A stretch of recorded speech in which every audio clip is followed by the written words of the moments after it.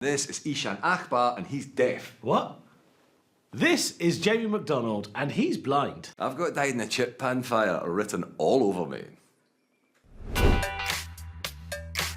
have been so many occasions where I've been on stage and my hearing aid starts running out of battery. Now, usually, my hearing aid will give me like a warning beep, but I might not hear it. I get frustrated with the audience because I think they're not laughing at my amazing jokes. So I start having a go at them saying, "You're wrong, I'm funny." And the audience are like, "We know you are, we're laughing, you just can't hear us." And I'm like, "Go f*** yourselves."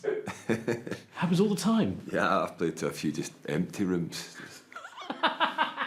When me and my wife first started dating, we were in a long-distance relationship. She lived on the 3rd floor. My boyfriend's actually average height, but it is really hard to hold down a relationship where sooner or later, one of you is going to be accused of being a paedophile. It's never me. Your partner might use you to try out sexual fantasies and that. Yeah. My wife uses me to skip cues with. So there was this one time where I was having the sex very passionately with my partner. Because it was so passionate, my hearing aid started slipping out and it starts making a whistling sound like this. There have been so many occasions where my sexual partners are thinking they're having sex with a kettle.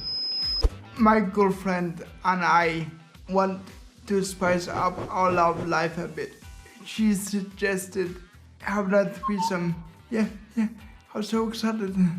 I said to her, "Honey, you can have whatever you want as long as he's more disabled than me." So I became hearing impaired because I had to get the soft tissue in my ears replaced with titanium plates, which sounds cool.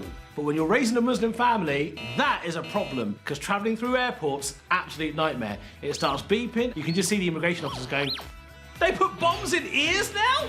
White supremacists really hate me. It's because I up their argument. I like going to white power rallies and I wait until somebody inevitably says we are the master race. And then I start shouting, "Hi guys, I'm in youth club. Can I have a lollipop?" I go to these swimming baths. They have an afternoon for disabled swimmers. And I always feel a bit like showy-offy because I've got all my limbs.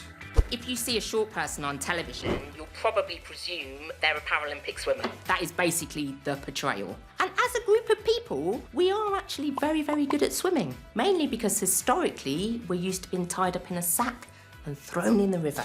I get quite jealous of people who've got more visible disabilities than me, because no one takes deafness seriously as a disability, do they? Like, I can't legitimately enter the Paralympics. There's what, blind football, wheelchair basketball. A deaf race would be a line of men just waiting to start. Has it gone off? Has it? People always say, "Tim, you must hate stairs," and I don't. I hate escalators. You only fall downstairs once. One of my favourite things to do is appear by surprise in a lift. You're shopping in a department store.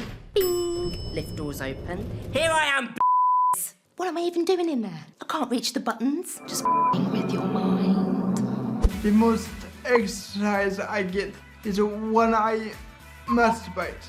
Yeah, only joking. I can't masturbate. My mum does it for me. This lady walked past and she asked me, "Excuse me, do you know where the Swan pub is?" And then I realised she hadn't seen my white stick, right? She didn't realise I couldn't see. She was accidentally treating me like a normal. Like, because we give directions differently, you and me. You say stuff like, "Second on the right." That is nowhere near detailed enough. Like, blind guy directions are inch by inch. Said the Swan pub, not a problem. What you want to do is you want to go 179 medium steps to the left and you'll get to some bollards. When the third one cracks your knee, reach out for a plate glass window. From there, it's an 8-metre crab walk to the right into a rough wooden fence. Now grab on and follow it till you get 5 splinters in your hand and you've dragged your head through 3 sticky out bushes. Now brace yourself, the last one's holly. Then turn onto a tiny pavement. Now this is where it gets a bit tricky. Headbutt 2 lampposts, splash through 3 puddles, knock down 4 bins and ball bash 5 sandwich boards, kick a traffic cone, a cack and a kid, trip over a patronising normal, a bunch of perspex and a police officer, get up, wipe the blood off your face and go on inside it. It's not far.